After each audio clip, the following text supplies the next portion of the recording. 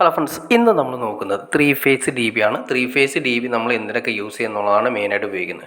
പല ആളുകളും നമ്മൾ ഉപയോഗിക്കുന്ന സമയത്ത് പറയാണ്ട് T P N D B അല്ലെങ്കിൽ സെലക്ടർ ഡി ബി ഏതായിരുന്നു നമുക്ക് ഇഷ്ടം അനുസരിച്ചിട്ട് യൂസ് ചെയ്യാം. T P N D B എന്ന് വെച്ചിട്ടുണ്ടെങ്കിൽ നമുക്ക് ഈ സെലക്ടർ കാര്യങ്ങളൊന്നും ഉണ്ടാവില്ല. അതായത് നമ്മൾ 3 ഫേസ് നമ്മുടെ വീട്ടിൽ കണക്ഷൻ ഉണ്ടെങ്കിൽ പോലും നമുക്ക് ഏതെങ്കിലും ഒരു ഫേസ് കട്ടായി കഴിഞ്ഞാൽ, അതായത് കറണ്ട് പോയി കഴിഞ്ഞാൽ ആ ഫേസിൽ വരുന്ന സർക്യൂട്ടുകൾ കംപ്ലീറ്റ് അതിൻ്റെ അകത്ത് കറണ്ട് ഉണ്ടാവില്ല.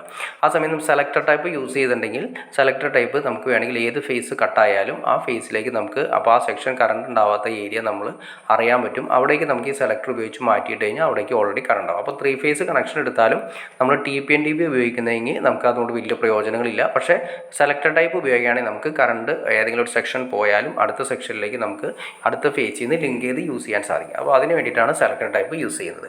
അപ്പോൾ നമുക്ക് ആദ്യമേ തന്നെ കണക്ഷൻസ് വരുന്നത് 3 ഫേസും ഒരു ന്യൂട്രലും കൂടി കണക്ഷൻ വരുന്ന ഐസൊലേറ്ററിലേക്കാണ്. അതിൽ നിന്ന് നേരെ ആർ സി സി ബിയിലേക്ക് വരുന്നു. കണ്ടോ, ആർ സി സി ബിയിലേക്ക് വന്നു. ആർ സി സി ബിയിൽ നിന്നുമാണ് നേരെ നമുക്ക് ഈ പറയുന്ന സെലക്ടറിലേക്ക് പോകുന്നത്.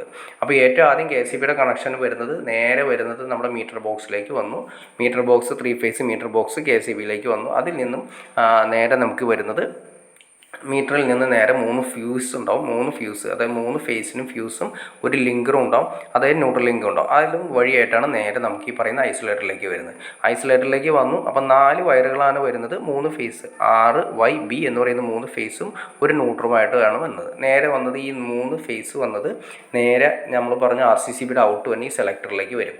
അപ്പോൾ ഈ സെലക്ടറിലേക്ക് നമ്മൾ ഈ പറഞ്ഞ പോലെ 3 ഫേസും വന്നിട്ട് അതിൽ നിന്ന് നമുക്ക് ഒരൊറ്റ വയറാണ് ഔട്ട്പുട്ട് വരുന്നത്. കണ്ടോ, ആർ വൈ ബി എന്ന് പറയുന്ന 10 സ്ക്വയർ വയർ ഇട്ടിരിക്കുന്നത് കാണാൻ സാധിക്കും. അത് ഓരോ സെക്ഷൻ എം സി ബി സെക്ഷനിലേക്കാണ് കൊടുത്തിരിക്കുന്നത്. 6 എം സി ബി വരുന്ന എം സി ബി സെക്ഷനിലേക്കാണ് കൊടുത്തിരിക്കുന്നത്, നിങ്ങൾക്ക് കാണാൻ സാധിക്കും. അപ്പോൾ 6 വേ ഡി ബി ആണെന്നാണ് പറയുന്നത്. 6 വേ ഡി ബി എന്ന് പറയുമ്പോൾ 6 എം സി ബി ഒറ്റ ഫേസിൽ നമുക്ക് വരും. ഒറ്റ ഫേസിൽ, അതായത് ആർ എന്ന് പറയുന്ന ഫേസിൽ 6 എം സി ബി, വൈ എന്ന് പറയുന്ന ഫേസിൽ 6 എം സി ബി, ബ്ലൂ എന്ന് പറയുന്നത് അതായത് മൂന്നാമത്തെ ഫേസായ 3ൽ വരുന്ന 6 എം സി ബി, അങ്ങനെ ടോട്ടൽ 6 3 18 എം സി ബി. 18 സർക്യൂട്ടാണ് നമ്മളിവിടെ നോർമൽ ലെവലിൽ നമ്മളൊരു അത്യാവശ്യം വരുന്നൊരു വീട്, വലിയ വീടൊക്കെ ആണെങ്കിൽ നമുക്ക് ആവശ്യം വരും. അപ്പോൾ അതിന് വേണ്ടിയിട്ടാണ് അത്രയും സർക്യൂട്ടുകൾ യൂസ് ചെയ്യുന്നത്. അപ്പോൾ നമുക്ക് സെലക്ടറുകൾ നമ്മൾ ഈ പറഞ്ഞ പോലെ തന്നെ ആർ വൈ ബി എന്ന് പറയുന്ന 3 ഫേസ് ഉപയോഗിച്ചിട്ട് നമുക്ക് സെലക്ട് ചെയ്തെടുക്കാം. അങ്ങനെ സെലക്ട് ചെയ്തെടുക്കുന്ന ഔട്ടാണ് നമുക്ക് ഈ പറഞ്ഞ സെക്ഷനിലേക്ക്, ഓരോ സെക്ഷനിലേക്കും പോകുന്നത്.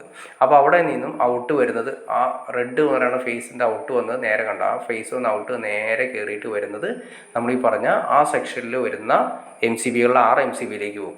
അടുത്ത സെക്ഷൻ വൈ എന്ന് പറയുന്ന സെക്ഷനിൽ നേരെ ഔട്ട് പോകുന്നത് 6 എം സി ബിയിലേക്കാണ് പോകുന്നത്.